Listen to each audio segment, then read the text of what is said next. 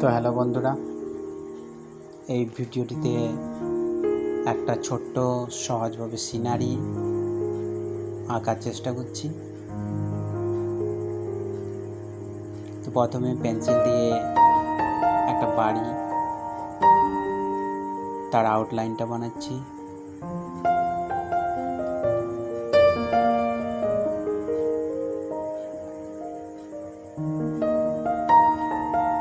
আর এমনভাবে করার চেষ্টা করছি যে বাড়ির ওপারে নদী আছে, আর নদীর যে পুলটা সেটা বাড়ির নিচ দিয়ে পার হয়ে গেছে। তো দেখতে খুব একটা এইরকম লাগছে। আর বাড়ির পাশে আরেকটা ছোট্ট বাড়ি,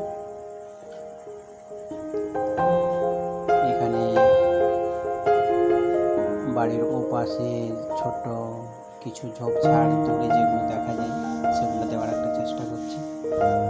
খুব সাধারণভাবে কোনো এদের মধ্যে আমি কঠিন কোনো ডিফিকাল্ট করতে যাইনি, যাতে করে ছোটো বাচ্চারা দেখে খুব সুন্দরভাবে করতে পারে, শিখতে পারে। তার জন্য খুব সহজভাবে আমি জিনিসটা করে দেখাচ্ছি।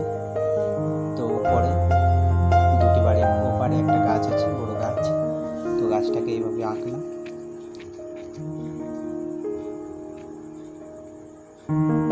তো এবার আমার পেন্সিলের আউটলাইনটা হয়ে গেল। তো আমি মার্কার দিয়ে উপরে একবার করে রিপিট করে নিচ্ছি।